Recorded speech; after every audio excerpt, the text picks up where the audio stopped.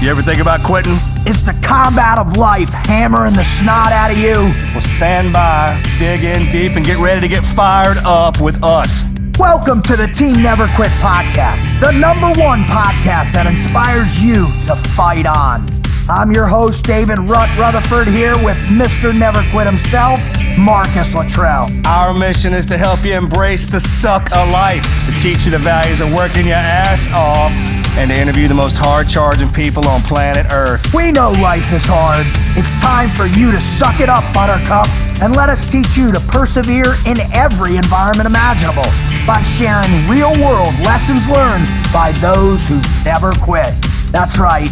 It's time, Marcus, for us to help them defeat the negative insurgency in their lives. You fire me up. Are you ready? I'm ready. Let's roll. Let's roll.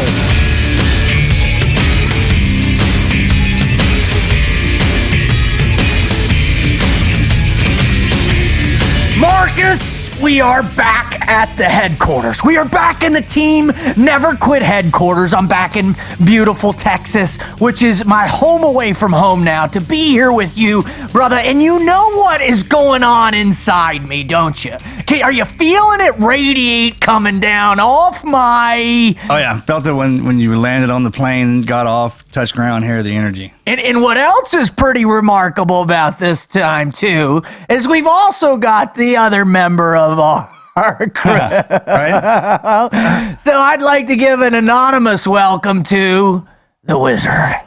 Wizard, hello, there's a hand up. Welcome back. There is no giant spear sticking out of it, right? Yeah. We have not suffered an inch. Oh, you did. Actually, you got injured this morning. Yeah, thanks for out saving the world. Yeah. Well, you know, you can never jump too fast into what we do here because there's always a potential for injury, right? Yeah. But the injury is going to be your mind and your heart because we have one mission here, and that's to open you up, to get you to understand that inside, down deep, where it matters, you possess the things that we have lived and dedicated our lives to, which is the never quit mindset. Right, Marcus? Absolutely.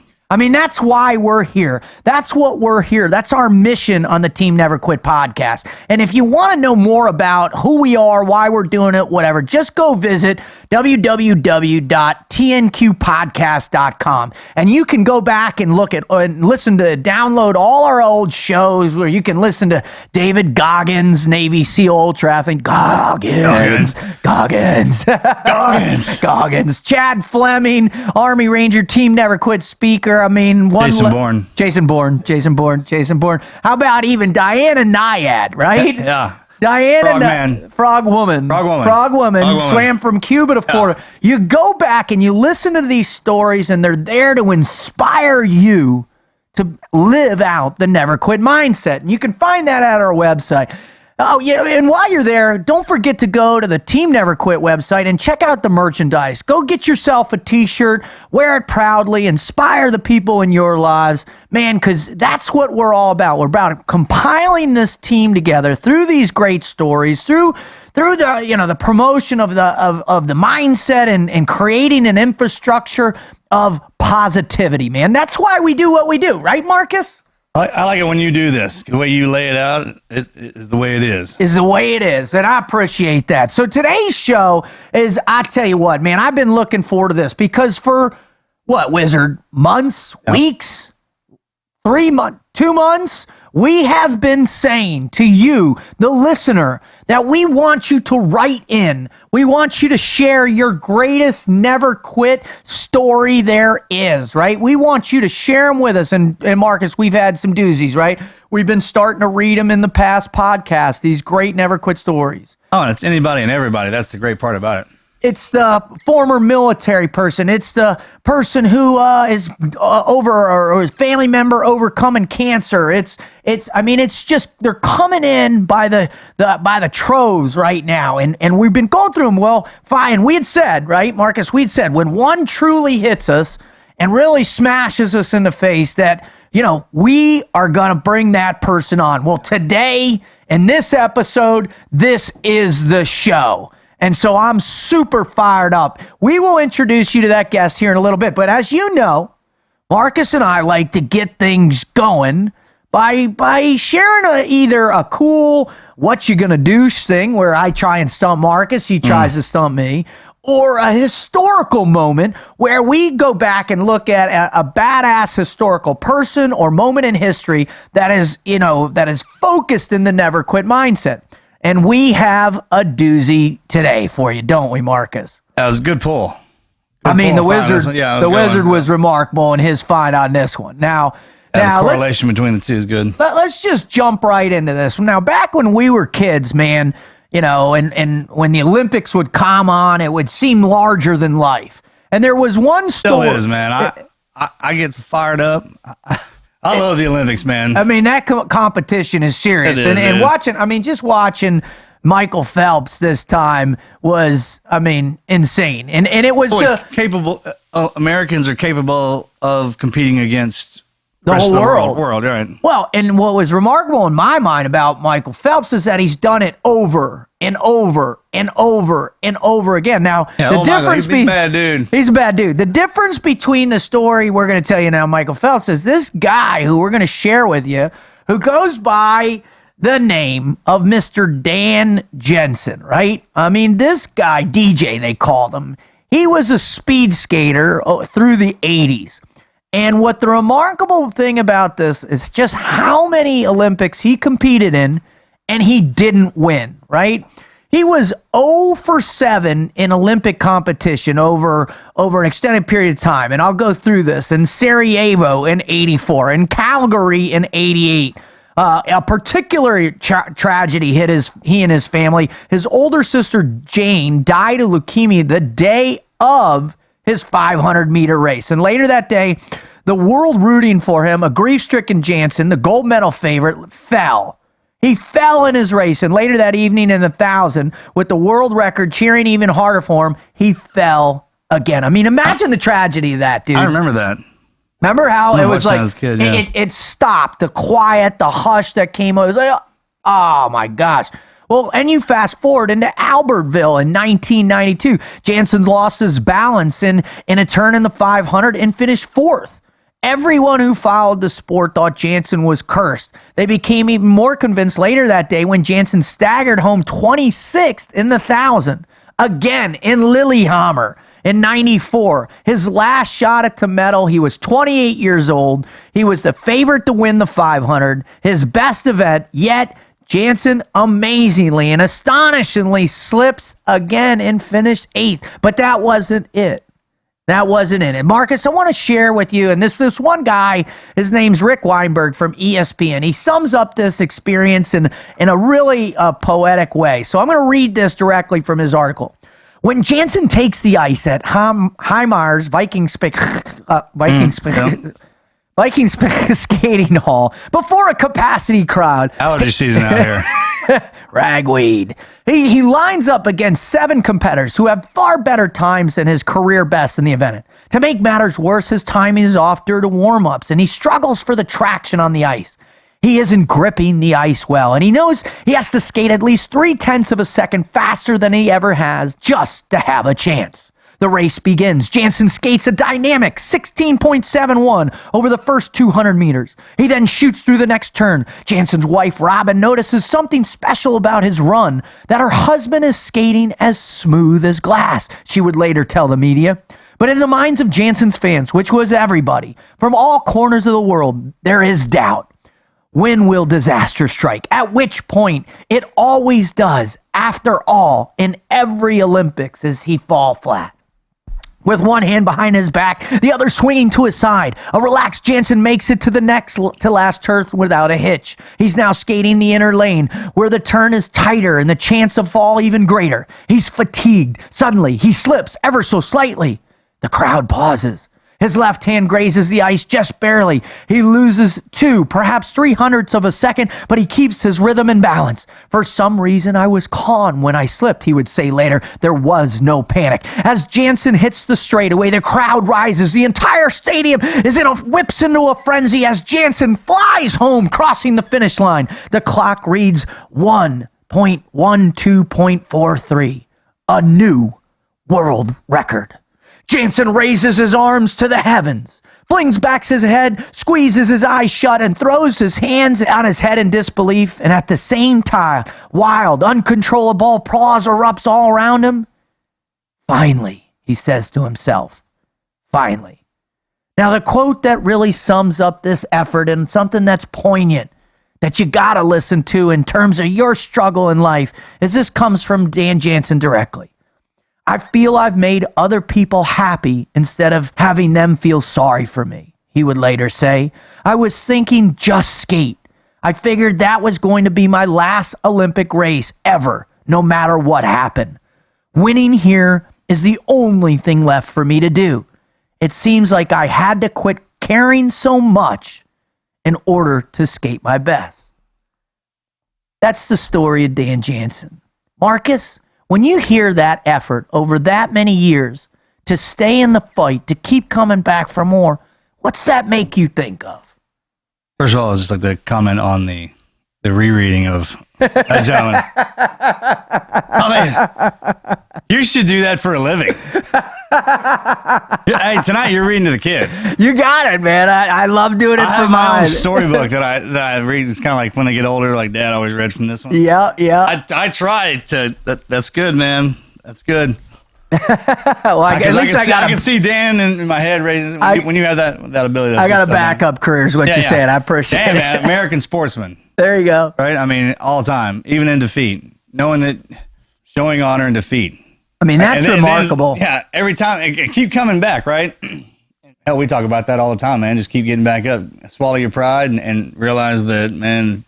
It happens. If you're not losing, you're not winning. Totally. Yeah, and on that theater, man, that stage, that's tough. And to keep going back and for it to keep happening, man, he could have he's like, because he won everything else, right? Right, he was crushing everything else he had competed in. He couldn't get that medal. What I particularly love about it, brother, is just how small the possibility of failure is, right? Your blade catches the razor's edge. Razor's edge. And I think, in the teams, we know a little bit about that, right? Yeah. If you're 1 inch this way or 1 inch that way, it's all the difference in the world. All them Cowboys, man, it's that razor's tough. Upside down. Yeah, tough. Man, I mean, god dang, dude.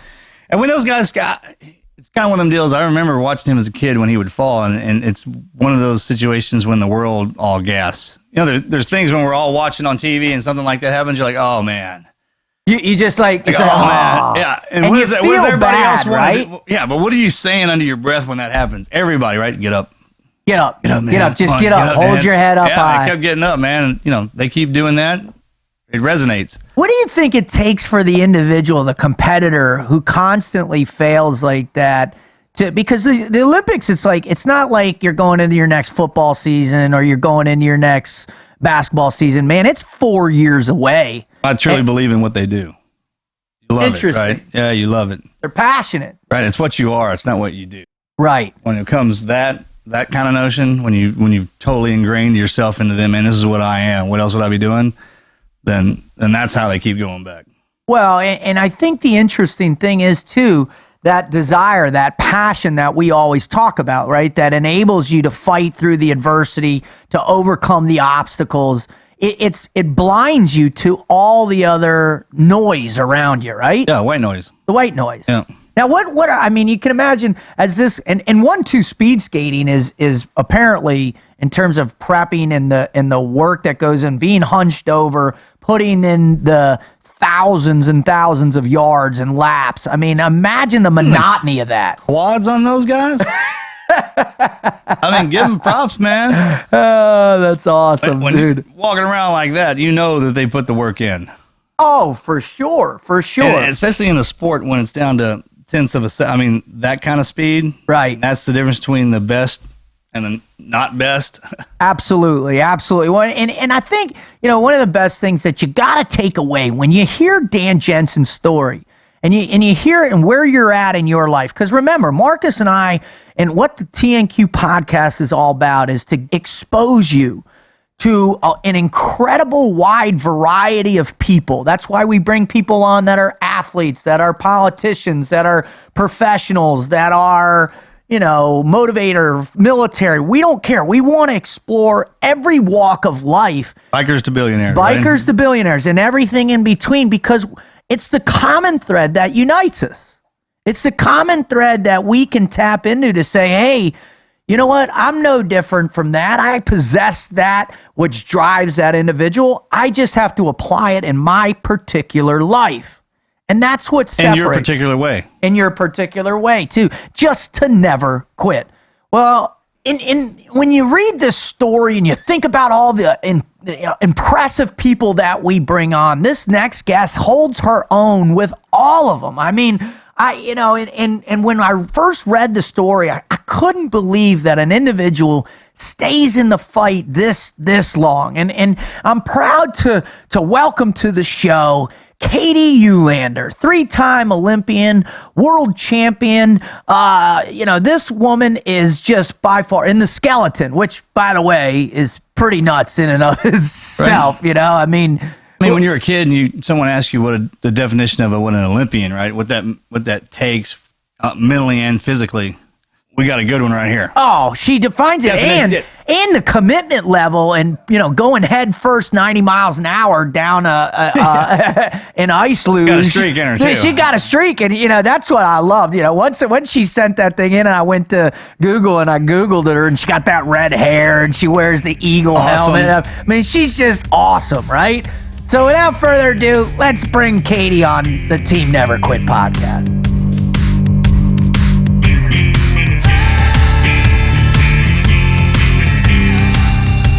All right, Marcus, and I'll tell you what, buddy. Now, this is the coolest part about what we do, because we're bringing Katie on because she wrote in, she shared her story.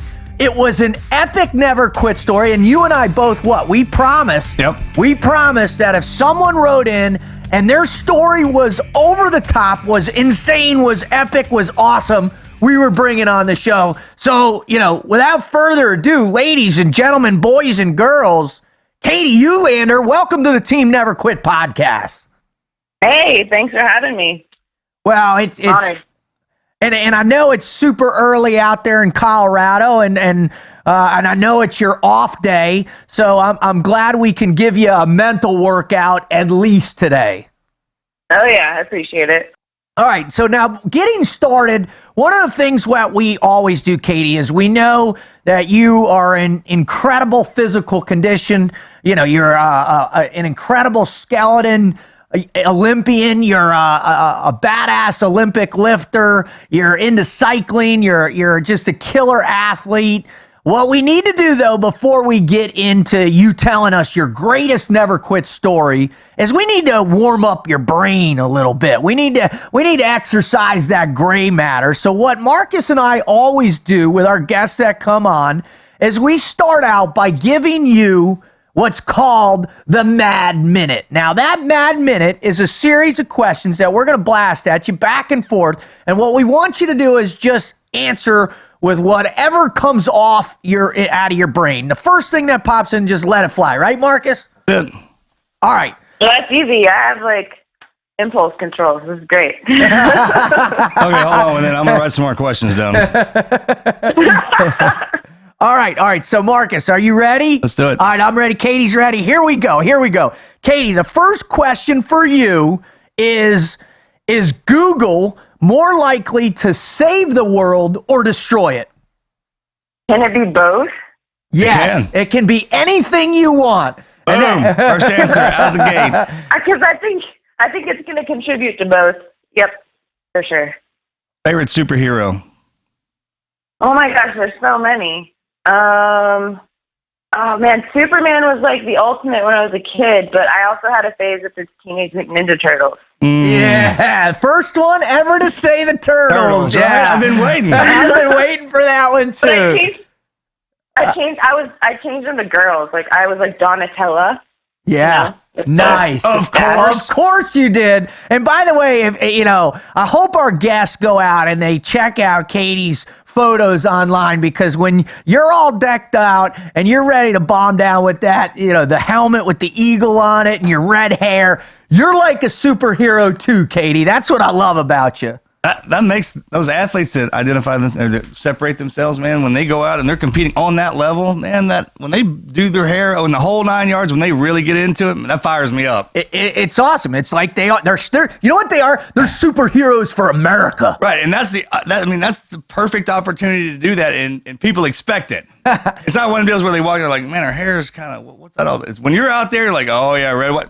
I love it. Yeah. I love it. All right. Next question. Here you go. Yep. Fire away. All right.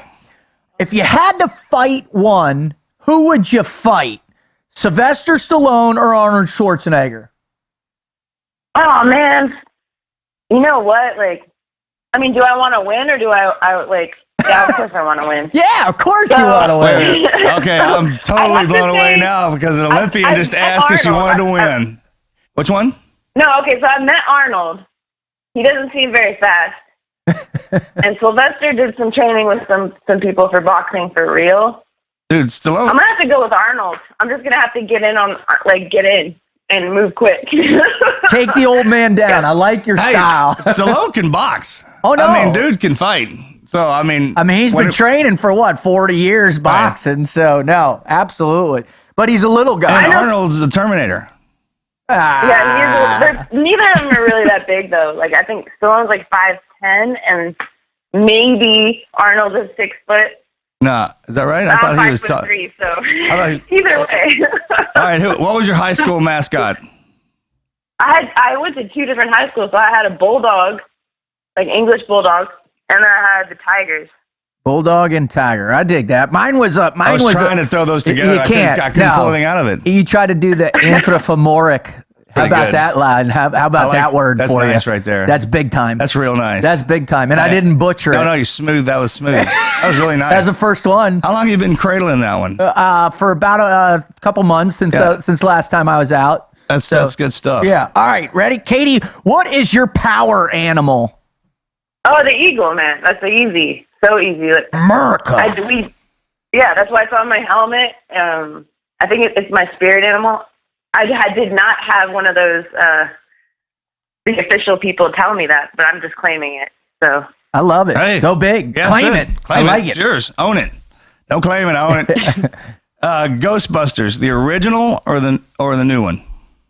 I haven't seen the new one, man. But Bill Murray, either. I can't. Like, I gotta go with the original. Like, I want to see the new one because I'm such a fan of the original. But like, Bill Murray, like that's all I gotta say. Right, and I think they're in the new one. We walked across the set of that when we were doing a Patriot tour, man. And those girls, the girls that redid it, they're phenomenal. They're great girls. They're funny as hell. I just haven't seen it. I haven't seen it either. Okay, well, Footloose, original or new one? Always original. Kevin Bacon, dude. Well. Footloose. Kevin Bacon. Footloose. We gotta have a picture of Kevin Bacon up in here somewhere. 6 degrees, brother. Right. All right. Last question for you, Katie. Here you go. If you could go back in time to any decade whatsoever throughout history and be a part of that decade in a historical manner, what time period would that be in history? Man, okay, I thought about this before, and being a chick makes it really difficult. Yes, it does. You're like, great point. If you're a guy, you can go back and do all this really cool stuff, and like, there's a chance, I could be like Joan of Arc or like Calamity Jane. Those are super cool. Definitely thought about that. But if I had any opportunity to go back in time and like participate in something that was significant, I'd want to cruise with Jesus. I know that sounds super cheesy. But whoa, Ann Hall. That doesn't sound cheesy at all to this group. Not on this show. Not on this show. And I got to tell you, Katie, you're actually the first one that, had the intestinal fortitude to actually say that on air with us. And I love you for it because I'd go back and cruise with that hombre myself too. Dude, that's awesome. Epic. And I tell you what, Mary Magdalene was pretty awesome if you ask me. So was his mom, Mary, too. So you'd be in good company back there with strong women, Katie. We hold our women in high regards around here, so. Awesome. All right. Well, that's the Mad Minute. I think she did awesome. I love the Teenage Mutant Ninja Turtle. I love the Jesus. So she's on fire right now. All right. So, Katie, one of the coolest things ever was when you sent in you shared your Never Quit story through the website, at teamneverquit.com/podcast or tnqpodcast.com. You sent that thing in, man. I read that sucker, immediately took it to the Wizard, showed it to Marcus, and then a buddy of ours, who Mr. Black himself, was like, man, you got to talk to this person. She's amazing. She's incredible. And so when we chatted before, it was an easy decision to say, hey, we got to bring her on to tell her greatest Never Quit story. So, Katie, that's why you're here. That's why people listen to the show. So please dig in and just share your greatest Never Quit story with our audience. Well, first, I think I should explain what skeleton is because a lot of people don't know. That's the sport I do, and it's essentially head first on ice, 90 miles an hour on a cookie sheet. It's like those dreams where you're flying and you, except it's just more awesome and real. And if you hit a wall, it's a little bit more intense. Yeah, it's not the speed that kills you, right? It's the sudden stops. It's the sudden stops. Yeah, you start picking up speed, and at first you start to hesitate a little bit because you're like, I don't know if I really want to go any faster. And then you realize you don't have any brakes. Like, you're committed. You don't have a choice, and you have a choice. You can either embrace it, or you can become consumed by fear and not enjoy any second of it. And I think the reason why I did so well so quick is because I'm just one of those people that I enjoy relaxed chaos. I just take the ride for what it is. And when I embrace the fear, I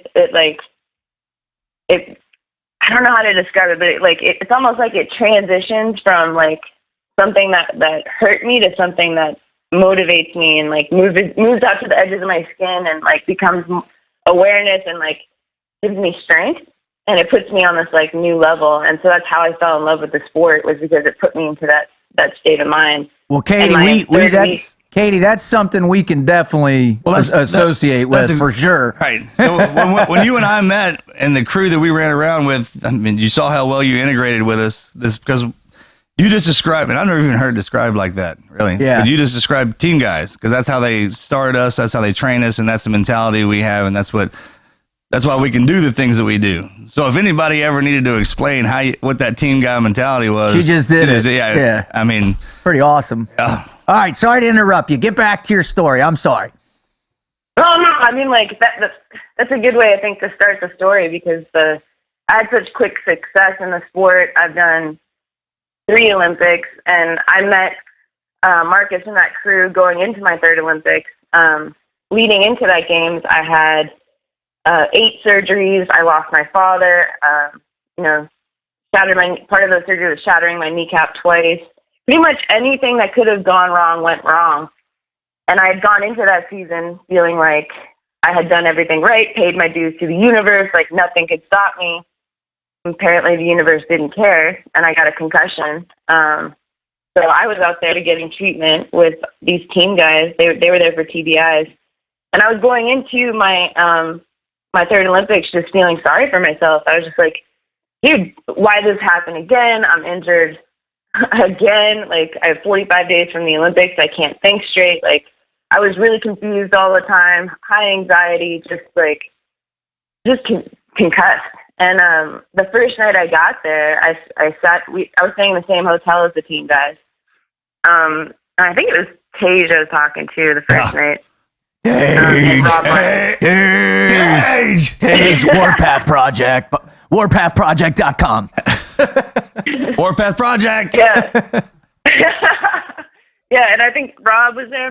But we'll first name it. Explaining to them, like, I hit my head sledding, and told them my story. And then they told me, he didn't really talk about himself, and Rob didn't talk about himself, but he talked about like Marcus and Tyne, like everyone else that was there. And in that instant, I was like, I am being a little bitch. I was like, wow, like these guys can go out there, damaged, like beaten to hell, and still fight. and crawl themselves back, back to safety and survive for the U.S., I'm going to the Olympics. I was going to the Olympics, and I was feeling sorry for myself. And in that instant, I was just like talking to you guys and hanging around you guys, it revived what I already had been taught from my father on like that fire, that natural fire that exists inside me to remember how to fuel that. And it's not by focusing on the glory or what it means. It's just like going out there and fighting because you can and because it's fun, and like bringing out that that relaxed chaos that just is a happy place for me. And so I honestly think that, if I end up getting this medal in Sochi, like I ended up fourth, but I wouldn't have been able to do that without resetting my mentality before going to the Olympics from talking to you guys. I mean, there's so much there to explain about how that mentality affects your performance, because it's not about being 100%. We'll talk about that for sure. I just, help our audience members, what they get to that point where, because when we chatted, one of the beautiful things was, you got, after years and years and years and years, getting right up to that point where you're in Sochi, the competition and all that. So help paint that beautiful picture of what that's like at the highest level of competition in your sport, and what happened then. Well, I mean, it's hard to. So I got into the sport really quick, had a lot of success. I went to the Olympics after my second year, and I got sixth. And then the following year, I won the overall World Cup. I think I won like over half the races. Basically, I'd stepped to the line, and it was like, she's going to get a medal, 75% chance, and 50% chance she's going to win. And then I started doing skiing. So I'd gotten to a point where I was like, I don't know if I'm going to retire or not. I might go do another sport. But I dominated. And then I lost my father. And it's hard to describe, but it took away my foundation. Can you describe, can you tell our audience members about your dad and his past as a professional athlete a little bit? Well, I mean, he instilled my idea of sport because he was a Major League Baseball player. His name was Ted Uhlaender, and he played for the Twins the majority of his career, but also the Big Red Machine with Johnny Bench and Pete Rose and all those guys.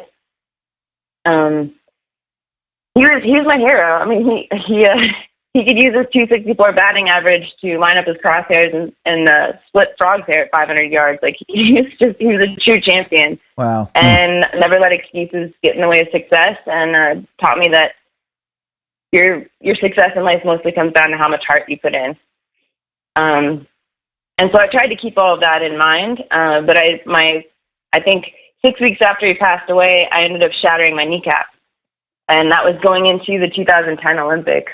And I had won, I was number one in the world for the two years running going into it. And yeah, I went to that Olympics just completely broken. I didn't want to go. I just wanted my dad. So I ended up getting 11th in that one. And then after that, it was just a matter of like trying to pick up the broken pieces and figure things out. But I was kind of resentful and angry that I lost my father. At 24, it's just like, he'll never walk me down the aisle. He'll never see me win my Olympic medal. Like, I was just so angry about these things. And I remember having a conversation with Carl Lewis for a good 2 hours because he lost his father at a young age too. And he was telling me, he's like, one day you realize that your father left you with all the tools you need to be successful in life. And I was so pissed. I just turned to him and I was like, well, where's the toolbox? I'm like, where the hell is it? Like, right. Like, it was such great advice, but I was just a bratty. I'm not a bratty little kid, but I was just angry. And it was a few years later that I wrote him, and I was like, you know what? Thank you. Like, you're right. I do have all these tools. I just had to let go. How did you let go though? I mean, in our world, we lose. I mean, we've lost so many teammates and close friends over the last 16 years. It's pretty amazing that anybody's actually functioning in the teams, but it's such a part of our mindset that as a war fighter, you're going to lose somebody. But we have a natural, the energy we take automatically after that person passes or gets killed or whatever to get back in a fight, to stay focused and drive on. That's not normal for civilians or for anybody else. So how did you finally say, all right, I'm not going to let my father's death, keep me in the ditch and get back in the fight?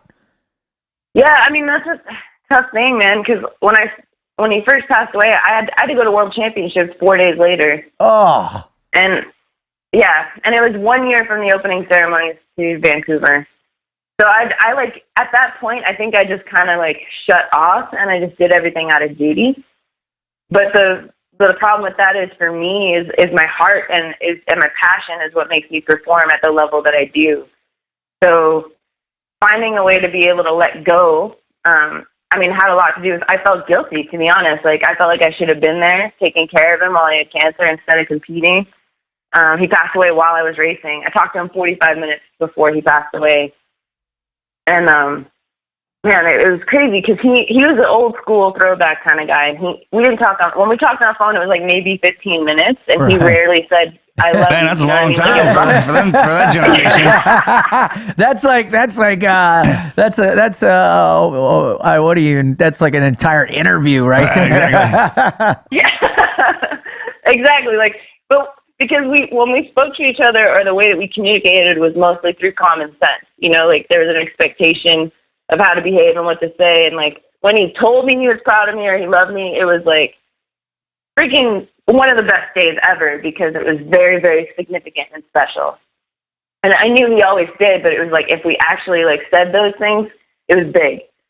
And I remember talking to him, and he was telling me, he had me buy all these cattle, and I thought it was so weird, but he kept talking to me about the cows. And then he told me he loved me like 20 times. I was like, something's up. And I hadn't been winning that season because he was sick. I got like a lot of third and fourth places, but I normally win a lot. I like it. And he's like, "What's your deal? Why aren't you winning?" Like, that's exactly what he said to me. That's a quote. And I was like, "'Cause you're sick and I should be there." And he goes, that's horse shit. I love this guy. Because mentally he wasn't sick, like, right? Yeah, That's the pass down. I'm going to listen to you talking. We've known each other for a while now, and that crew of the guys that you fell into, you said it perfectly. We're not hurt. We were injured. You got a concussion, and we had concussions too. And then that dynamic of guys that you fell into, the powerhouse, Tiny, Tage, Rob, been together forever, been around forever, and each one of those guys' experiences is unique to them, kind of like yours are, right? Yeah. And what Rut was saying about how a lot of our guys die, and we mourn their death a certain way, then right when we put them in the ground, most of the guys that we put in the ground, they were with us when we put the guy before them in the ground, and we always talk about it. And when after that's over, then we live to live out their life, their memory. Right? Yeah, we're it's not not standard. them, and I miss them, everything like that. Man, we get back on the line and we go out because that's what they did before, and that's what they would want us to do, man. And everything your dad taught me and how close you were. I remember hearing you say that, man. I started out real quick and I was the best, and that's great. But what we talk about a lot of times on this show, man, is it's those hard times that really escalate the good times and bring that out. And everything your dad taught you, yeah, the physical part of it, but when he was laying in that bed, and it's hard to look past this, but this is what we do, man. It's the mental part that is what you learn from, right? How he said he loved you in those sentences about not winning. It's like, hey, I'm still here. Don't think about me being sick because my mind is sharp. That's kind of what I took from that. And when you did lose your father, man, just when I saw you in that, when we were going through that treatment stuff, man, look, we sent you out back into your team as one of us, as a Navy SEAL, man, because of that mentality you have and that this code to yourself and to your father as his teammate. And you think you were good before, that mental strength and that toughness you have after losing your father and having to compete in that moment, man, it sets a baseline, if you will, that you can't go past that, right? You know how far you can go down and still compete. So anything else is just, there is no 100% for us, right? Everyone's like, yo, I need you 100% today, man. Well, when I wake up, man, even if I got my arm cut off, well, I'm 100% of what you got here, right? Yeah. At all times. So when you come off the line, it's you gave it everything you had, and you did. So Katie, it's the trigger of getting back in the fight, getting back to training, getting back, taking the memory of her father, taking that old school influence, like suck it up and get back out there. Katie, when did that Because he never told you while he was training, he never told you, and our parents did not to get in the fight. Oh, yeah. And now that he passed away, I was like, man, I think I'm going to quit. I'm going to stop. I'm like, man, I don't remember ever being him telling me that. Yeah. You know what I mean? Nor would they. Right, nor would they. And that's what I mean, yeah, it's the missing, he's not watching kind of deal, but he is. Always. And it took him stepping to the side to say, watch what she does now. And when did that click for you, Katie? You know, I think it was progressive because nothing like happens in an instant. But part of the reason I was telling that story about him calling me is because it took me a long time to realize that in that conversation, he was telling me not to worry about him and that what made him happy was me doing me. Like, he was like, go to the line and dance. Because I put my headphones on and I'm the most annoying person ever at the start house because it's like no one else is there. Like, I'll just be dancing. I'll be in my own world and like just giving zero F words. And then, and I'll go to the line and just do my thing and everyone else is there stressing out. And when I started to forget that because like when he passed away, I went too hardcore into like what I thought he wanted me to do. And when I was finally able to let go, like, I guess I was just kind of mad. I was like, God, why'd you take my dad? Like, I needed him for more than just sport. Once I was able to let go of that and like realize that toolbox was me carrying on his legacy in a way that shows his genetics are awesome, like the Uhlaenders are something to be reckoned with. I was like, oh, well, that's just me doing me to the fullest extent. Like what Marcus was talking about, like just taking 100% of what I got right now and throwing it out there. And that shows the legacy that he left behind. So just like embracing that more and more and listening less and less to what I should do and more to my heart and what it desires. Because I feel like that's where the Holy Spirit exists for me. And so when I'm listening to my heart and the Holy Spirit, then I'm basically getting a free pass to go be a kid for the rest of my life and like Amen. And kill it, basically. Amen. Yeah, perfect. Just when you let go. You gotta let go. I remember you kept saying when your dad gives you your toolbox, man, when he passed away, then the moment you said when you let it go, man, you are the toolbox. It's all in you already. And I think that's the part about it, man. Once you figure that out, once you understand that everything you were training for, everything on the outside that you're looking at that you want to be a part of you, it is. And it's already there. Yeah, it's a gradual thing. Like you said, you don't realize it, but like, man, and that part is, and once you get that let it go moment, man, or that like, man, I got this, then sitting on that line is no different than it was when he was watching you or any other time, man. And once you realize that, then you get after it. You know you got everything it takes, so whatever I got, it's going to boom right here, right now. So, Katie, exactly. Go ahead. I mean, not to cut you off, but it's also like it goes beyond. It even goes a step farther because you go beyond even caring about what the results are because you're just there to throw down. For the ride. And I'm gonna say that is the most exhilarating feeling ever to just be like.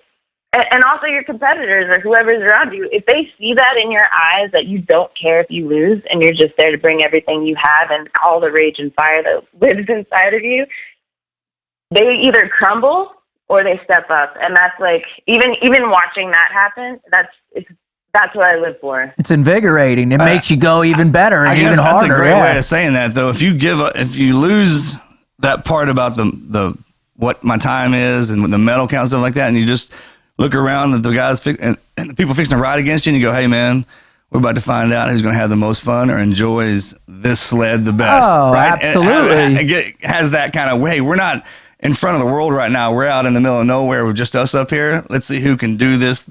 Well, the same. Like, I mean, you look at our environment, right? How many times have you been overseas where it was sketchy and hairy and someone's cracking jokes right in the middle of it? Because they've been exactly. All right. You know what I mean? He knows something I don't, even if he doesn't. I'm thinking that he does, and we're good. We're good now. Yeah. Hey, we're driving through a massive minefield, and someone's like, "Oh man, hope that cluster rocks isn't a big, anti-tank mine." When we get back, I hope we don't have the peas and the mystery meat and that green. You know what I mean? I'm like, I wonder what's for dinner. Yeah,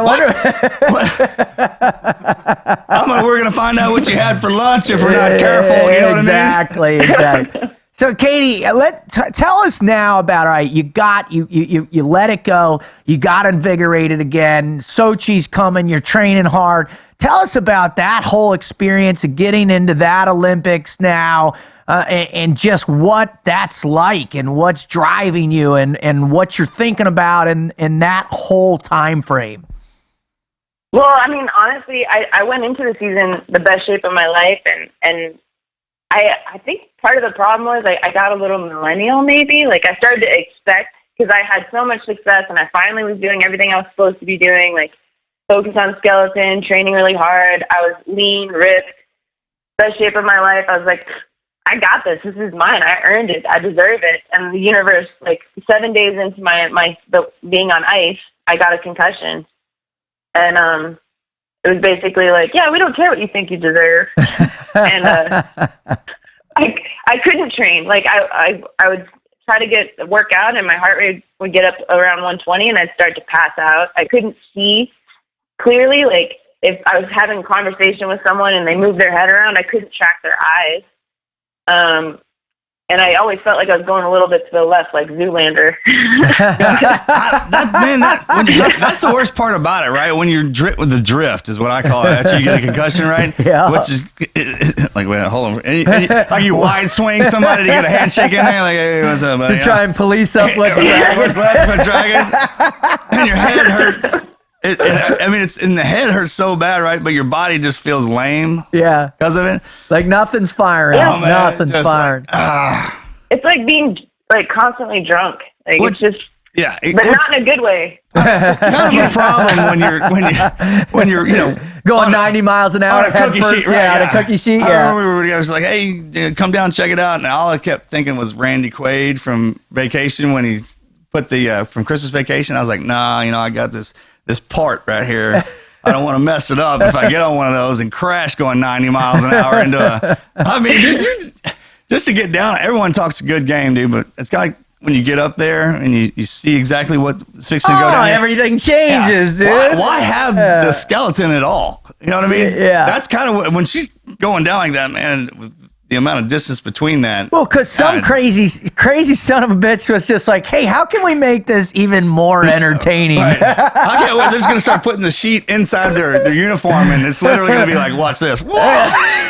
Then I'll try out, right? Because you can't separate the sheet. That's when you're going to call me and like, hey, Rut, man, I think I'm going to go try this, man. It's totally. Call me up. I got a great idea. Let's go up to Colorado and get on this thing. Now there's no cookie sheet. It's just us diving down the ice. All right, so you guys are invited. You guys need to come out. I'm just saying. Oh, See? it's on. Dude, you do not want to throw that out with this crowd because the Wizard right now is like, he's shaking his head. He's like, I'll be there next week. Oh, yeah, because we're going to take a skeleton on the downhill. On the ski jump, right? That's where you'll find us later on. Be like, all right, man, let's see if we can make this even more dangerous. All right, Katie, so your brain gets bruised. And you go, now all of a sudden you're surrounded by a bunch of insane team guys. And what happens next? I think first of all, let me just interject this part. When I walked out I just got done spinning. So when I got out of the room, I walked in and you're saying brain injury. Doc looked at me, he's like, I think you got a little, you're registering up like somebody got some Down syndrome going on. My concussion was so bad. And I walked out, she's out there fixing. It was a madhouse. And the program's good to go. She went out and nailed it killed it in the Olympics. And apparently it is good to go, because if you go from that place to performing like you did you have any imagination, Katie, that as you get launched out of there by some great motivation, that did you think about, oh man, I'm ready for this, or what were you thinking about to get you motivated to get there? Well, I let go. I started thinking about all those things my father had taught me. And you know what? It's hard to explain because I think the only people that truly get it are the ones that have it. And I truly believe that and as I get older, it's becoming more and more confirmed that there's a 1% out there that get this.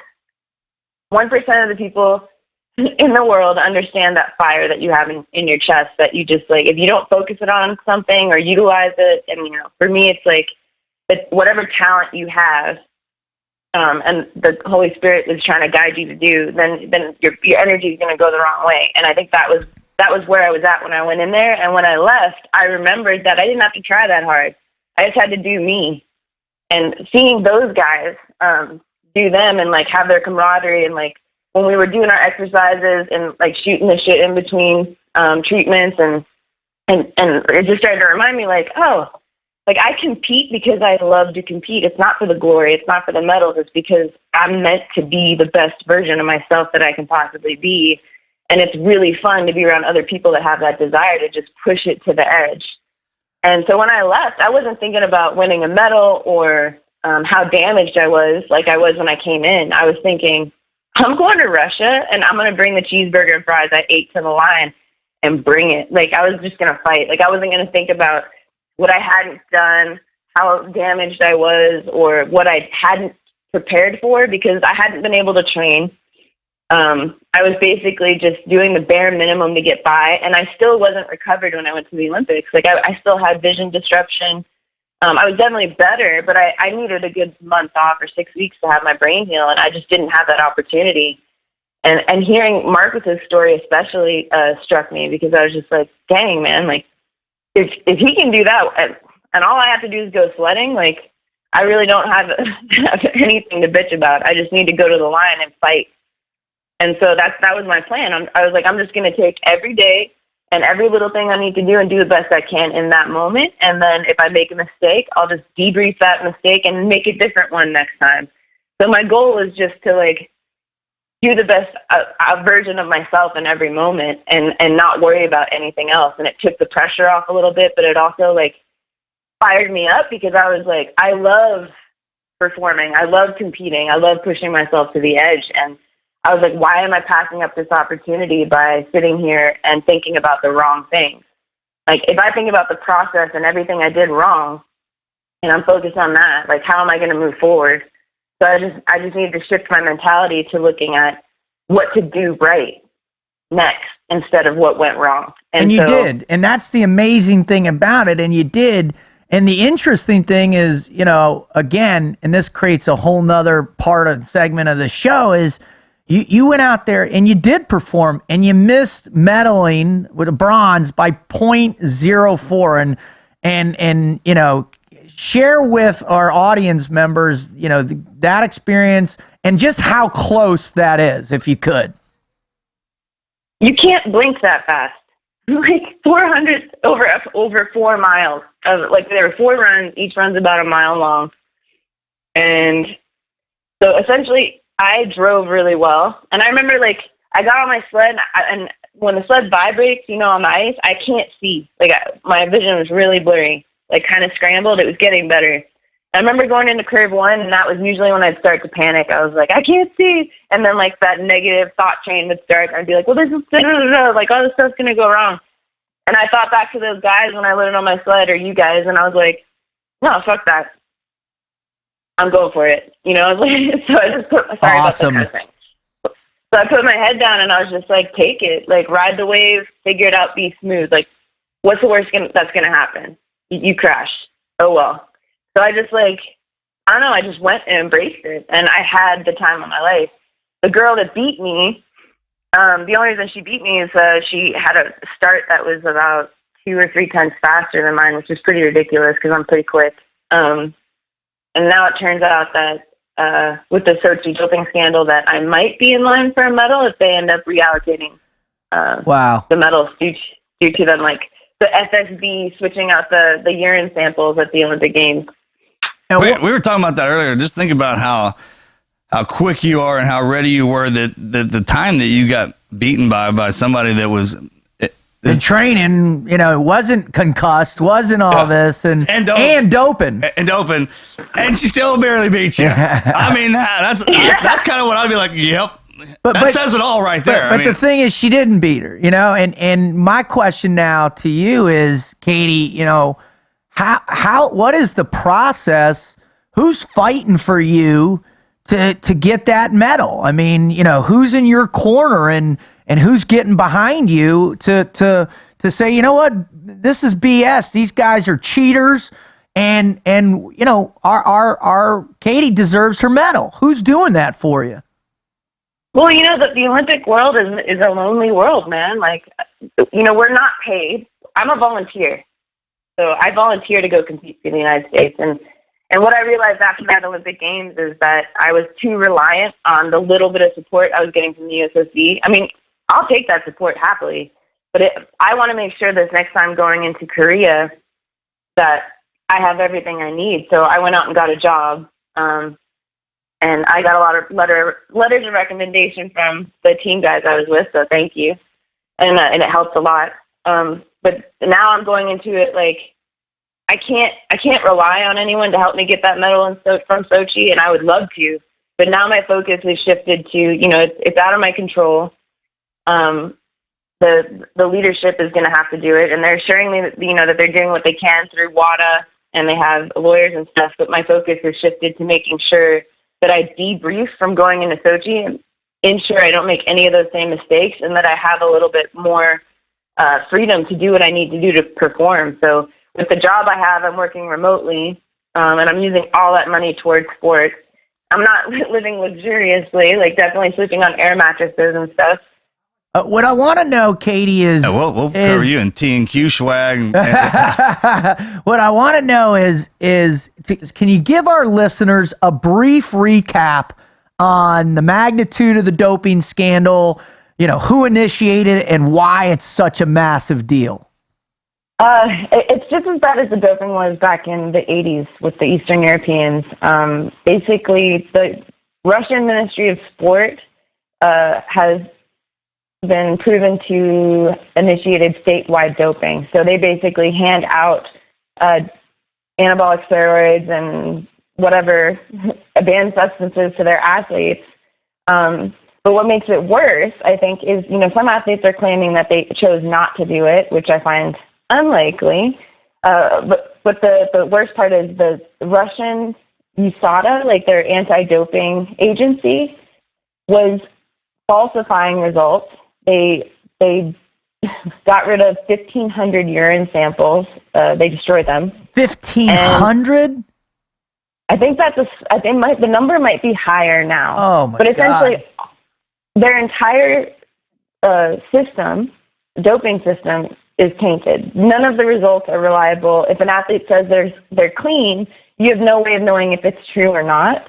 And they were notified when they were being tested abroad. They were basically, I guess, the World Championships they had in 2015 in Moscow. I'm not really sure if that's where it was. They did what they did in Sochi. They switched out the doping samples of the athletes that medaled. So in Sochi, what they did is they allowed their athletes to dope during the Olympic Games since it was a home games. They created a hole in the wall, and they hired the FSB to facilitate transporting the urine samples out of the laboratory and switching them with new clean samples. So right now, there's no evidence that the athletes are doping, but there's no evidence that they weren't because they have no doping records. And then the only thing we have at the moment is evidence that the samples were tampered with. So we're basically waiting on the investigation to finish. And then if the right thing is done, they will reallocate the medals. And who is fighting for you on your part? I mean, that sounds like you got the Russian government all the way to its highest intelligence apparatus, involved in their, desire to win or cover up with. Yeah, SSB in here. They didn't have anything going on. Yeah, we're not talking about a cab driver throwing the urine in the trunk and driving down to the factory. Former KGB agents, and well, who's fighting for you, Katie? Who's got your back on this? I have no idea. I know that USADA was doing their best to fight the world, which is the United States Anti-Doping Agency, and then the World Anti-Doping Agency is trying to do what they can.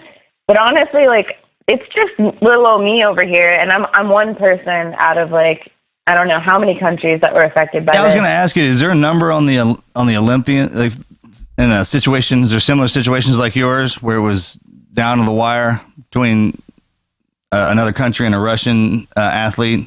I wonder how many people got screwed by like that, tenths of a second. Is there a lot of other people that lost medals because of this? Oh, that was hundredths, not tenths. Tenths are a lot. Yeah, I don't know. As far as I know, I'm the only American. Damn right, it's a lot. A tenth and 100 is a lot.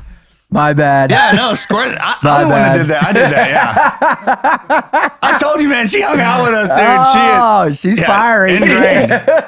Son, dude. 5'3", pit bull, dude. 60 gunner over here. Yeah. No, I think I'm the only American that stands to get a medal from it, and everyone else would be upgraded. There is a Swiss bobsledder, Hefty, that would become Olympic champion, and then the Latvians would also be upgraded to gold.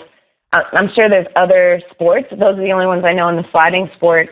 But it definitely goes beyond the United States, and it goes beyond my situation. It's one of those things, you know, like my dad was telling me, and that I'm having to put into practice all the time. Like when I went to Sochi, like I can't focus on the bad or the things I can't control. The only thing I can control is my integrity.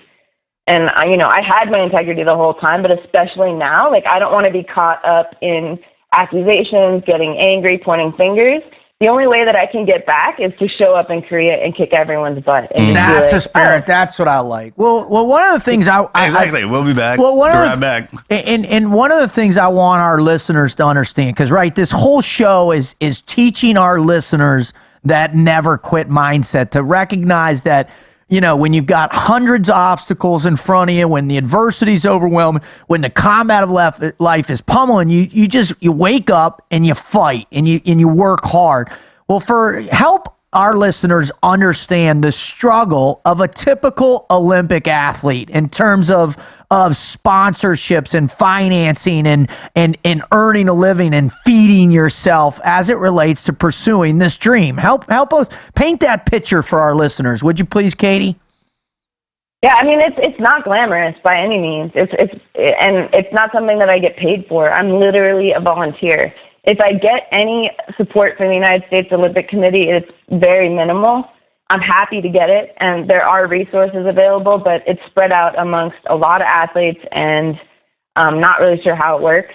Can independent corporations or like private family, is it possible to sponsor an athlete, Olympic athlete, to pay for their training and all the way and up to the day y'all leave?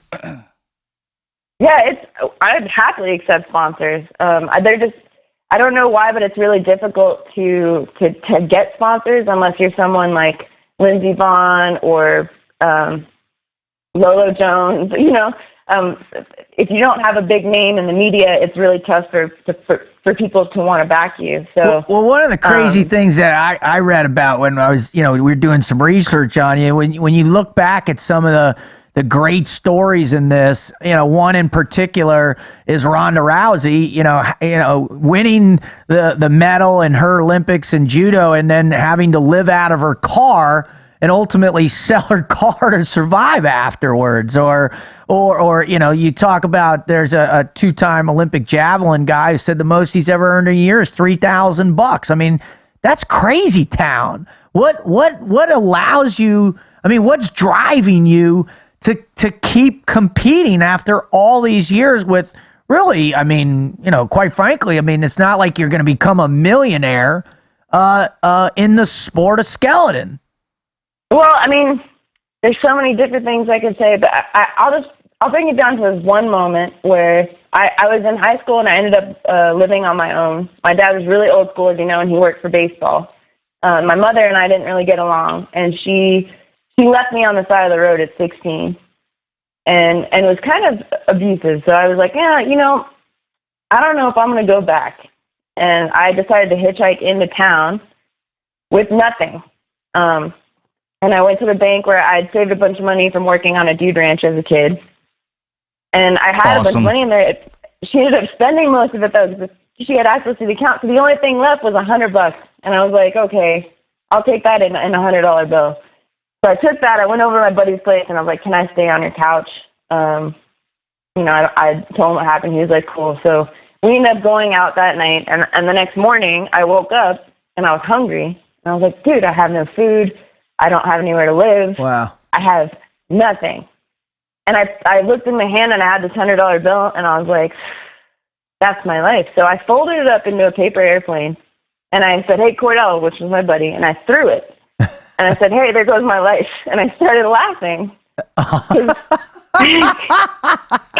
Because in that moment, I was just like, this is ridiculous. Like, I have so much in me and so much fight. It was just innate. And that's what I was trying to say about the top 1%. Like, I gave zero about anything other than what was in my heart. And I knew that I had something to offer the world, and I was going to just go. Like, I didn't know what I was going to do. I definitely didn't plan on going headfirst on a cookie sheet, but I just knew I had something to offer, and I was just going to go hard. And money doesn't define that for me. So I'm not trying to chase money. I'm not trying to chase glory. I literally am just following the inkling in my heart that, it's like this opportunity presents itself and it's time to go, and it's time to, like, show what you have.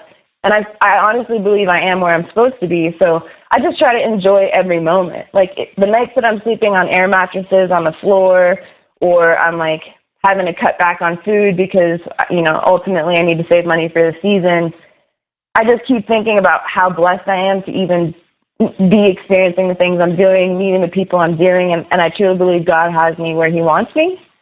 So I don't really know how to answer that, like, because I don't think of things as like, oh, well, I need to have money, or I need to have a house, or I need to have a husband. I don't think of those things. I just enjoy where I am in the moment and feel blessed to be able to show my talent.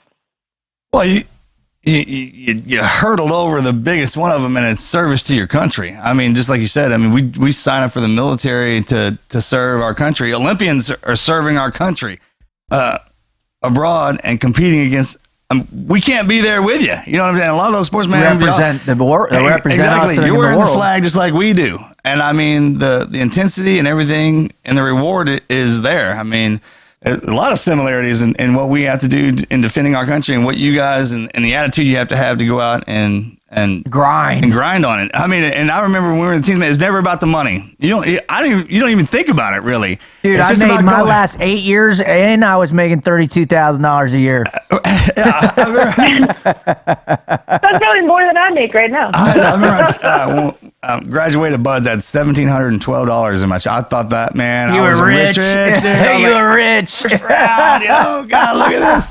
And you went out and blew it down in PB. And didn't care, because just like you said, the air mattresses. I mean, when we were in and you're training, you're going through all this, man. We 8 of us living in one house, but since some guys were on deployment and some guys were in workup, and then you altered, and then sleeping arrangements, and it was a race to get who would get home to get the bed or the couch or the chair or in the kitchen and all stuff like that. So there's different stages in your life that you live out, and you live. We talk about this all the time, man. Right now you're in service to country. Sacrifices that athletes and military people make is all worth it. Do for the rewards of just being able to stand up there and represent your country. She's serving her country. She's serving the memory of her father. She's serving her own soul. She's serving the Holy Spirit. Right? I mean, I mean, that's all wound up under her, carrying the banner of America and competing in this dream to win gold. I mean, and that's what you're doing, Katie. I mean, your dream, your desire is, you can literally say to win gold. Best in the world. You are and the best in the world. That's just it. And to go back to what you're saying, like, I'm not there for the glory, or like, for sure there's nothing like representing my country and knowing that I'm representing my father's legacy and everyone at home and everyone that helped me get there. That medal that I lost in Sochi, that wasn't my medal. The journey is what makes it worth it for me. Amen. The experience. Like, I'm the vessel. I'm the one that's just allowed to be a kid and go out and do me. That medal is America's medal. That medal belongs to the people that helped me get there. When that medal was taken from me in Sochi by 400ths of a second, it felt like I got punched in the gut because I hurt my friends. I felt like I let my friends down, let my country down for a second, and like that's why I'm so motivated to go back in Korea, and I'm going to do it again. I'm going to be that vessel. I'm going to throw down for my own reasons, but if I win, it's not mine, it's America's. I love it. Well, Katie, I mean, that's awesome. Well, the experiences and all that go with doing multiple Olympics, man. When you're walking into Korea, it's, they're looking like, well, she's the old guard now, right, and she's got the experience. She's got the commitment. They're chasing you. Oh, absolutely. Well, I tell you what, we're we're super fired up for you. And listen, we're excited to get you back in the After Actions report here in just a minute. But for the main body of the show, man, Katie, thank you so much for coming on, sharing with our audience your multiple never quit stories. I mean, your life is incredible. You're a true testament to the never quit mindset, and we feel just really blessed having you on. So thanks for coming on. I really appreciate it. I had fun. Yeah. Awesome.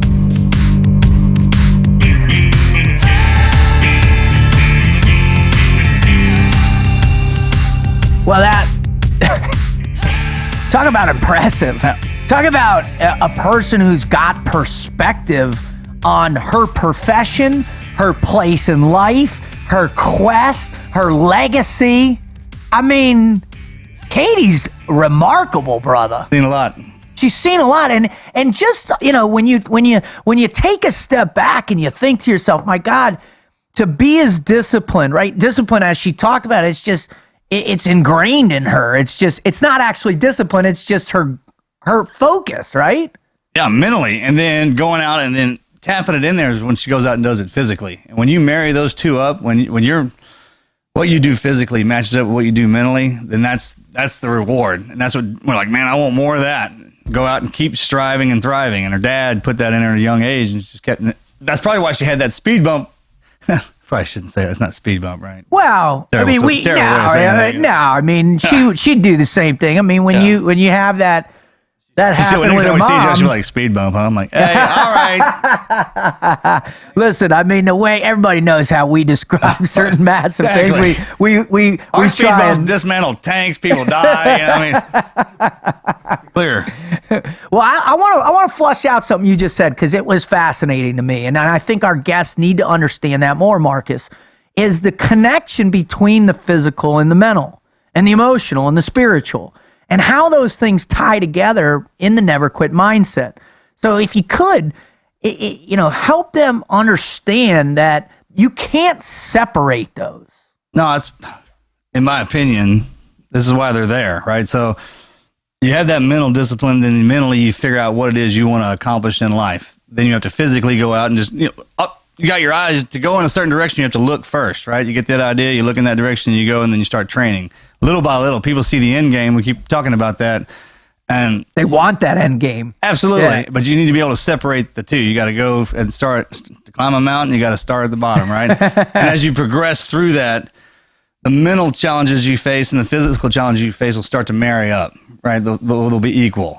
And once you realize that whatever it is in your mind that you can, and you baby step it with your body to learn it, or if you're special, if you can pick it up, great. But the more you practice it, and the physical part of it, eventually you'll know when you know something, or you have learned something, because you can. It sinks. Right, you can do it very well, and you can teach it to somebody else. Now you're talking, dude. That's awesome. That's the ultimate discipline, is when you, that old saying, when the teacher is ready, the student will appear, right? And that's when you know you're making that transition. It happens when you have kids. And, I think it happens in a bunch of ways. Kids seem to hone it in because you got to figure, you can't just wing being a parent. Let me back that up. Yeah.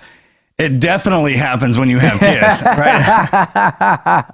we all seek spiritual enlightenment, but I think the perfect example is what you and I are doing right now, right? We found this great avenue for us to be able to take a lifetime of experiences, whether it's in the SEAL teams or as athletes or as speakers or whatever it is we've been focusing on as authors, you name it, but it's now delivering that tutelage through our guests, through our interpretation of their things, and then to give it to the listeners. Right. Perfect way of saying that.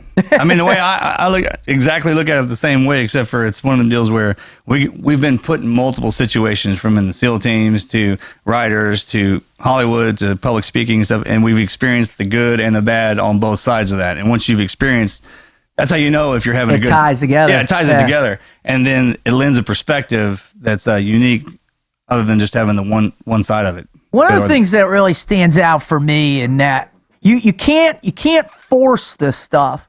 I mean, Katie's, when her father passed away before, what was it, 2010 Olympics, when she was out there and competing, much like Dan Jansen's sister passing away, she couldn't fast track that grief. She couldn't fast track that pain. Perfect. Exactly.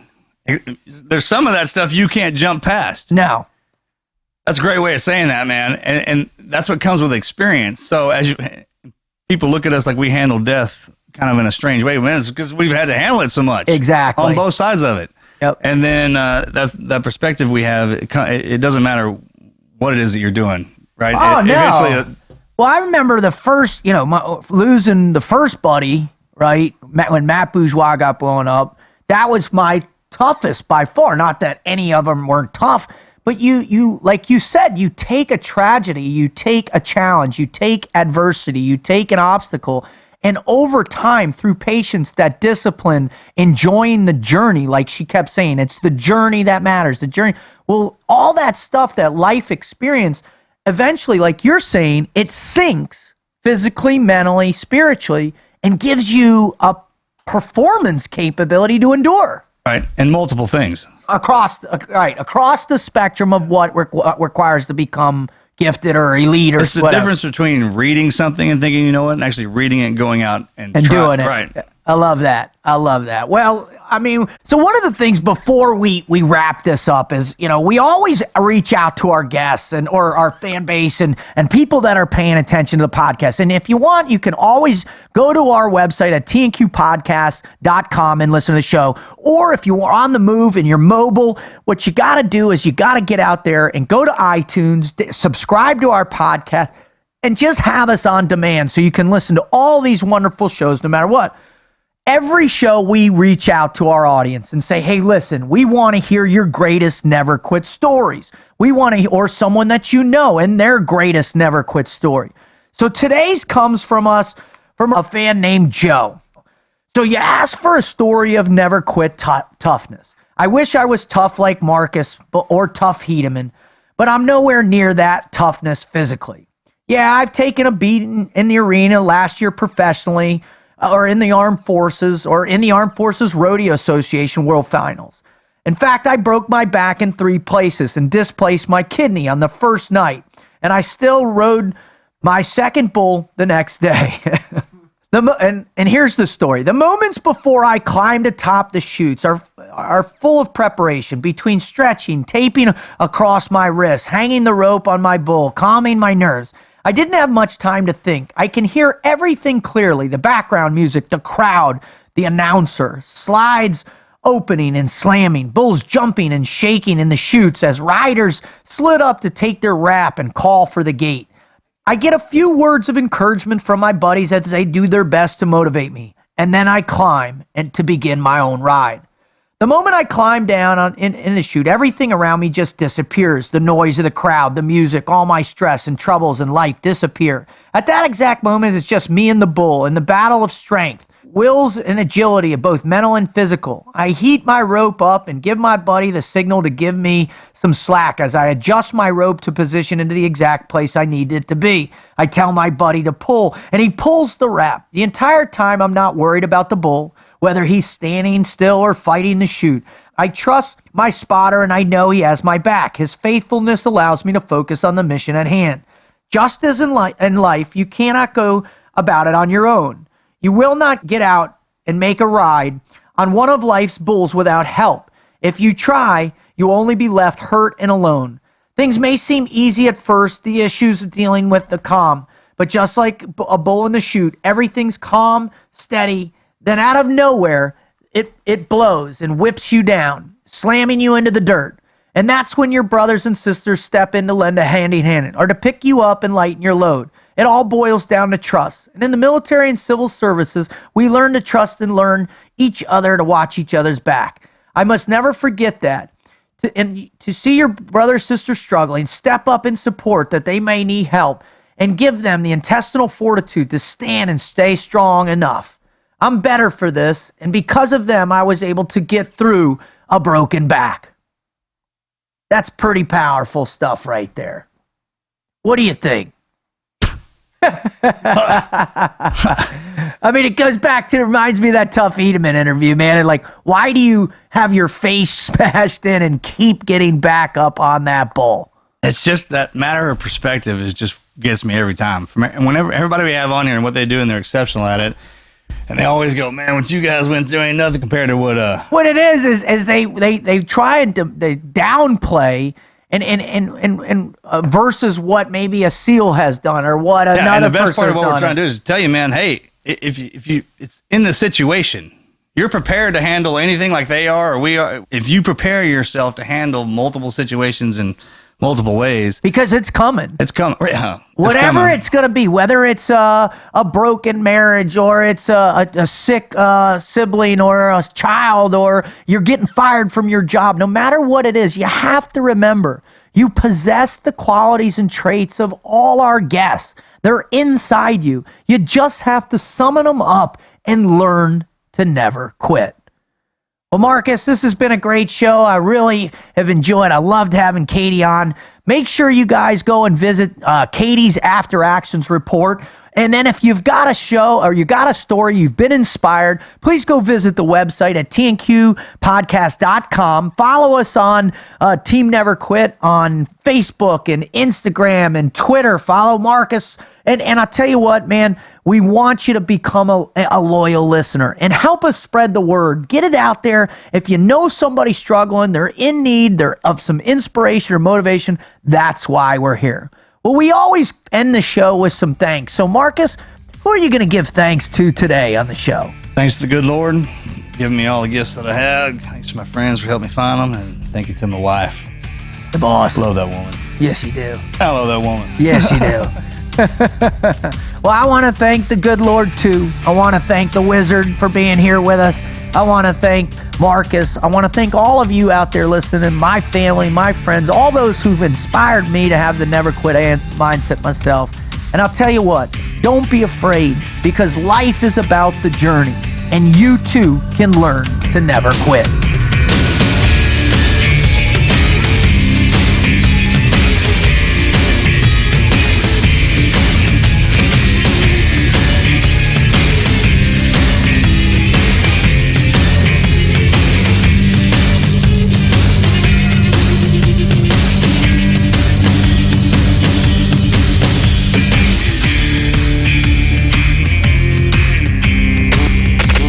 Never quit. Team Never Quit. Team Never Quit Radio.